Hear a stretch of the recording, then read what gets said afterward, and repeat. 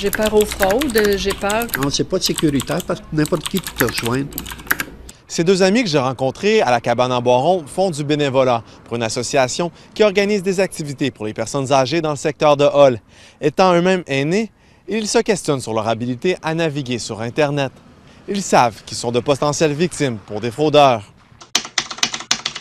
C'est un email que j'avais reçu comme ça et puis on me disait que j'avais gagné 250 000 et il venait d'un autre pays.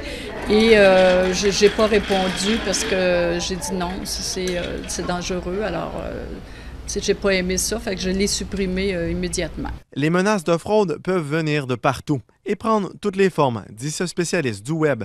Moi, je dis toujours qu'il faut être très vigilant, mais aussi suspicieux des différentes formes, des concours, des liens, que ce soit sur les médias sociaux. Vous pouvez voir, par exemple, un lien qui semble vous attirer parce qu'on vous dit, bon, on a une photo de telle actrice en bikini ou peu importe, quelque chose qui va susciter votre intérêt ou une petite photo. Vous devez voir ça, c'est très, très drôle, cliquez là-dessus.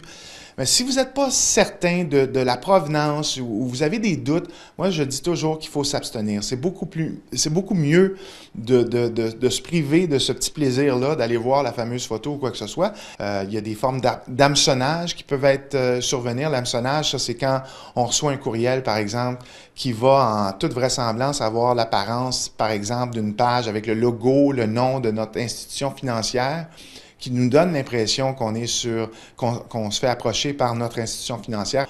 Alors, quand on reçoit un courriel, encore là, quelqu'un qui est naïf, qui n'a peut-être pas plus ou moins suivi l'actualité technologique, va cliquer sur le lien. On demande, par exemple, on va vous envoyer un courriel en disant « On veut valider vos informations, sinon votre compte va être fermé. » Alors là, on est un peu paniqué. On va cliquer sur le lien, on va rentrer notre nom d'usager, notre mot de passe.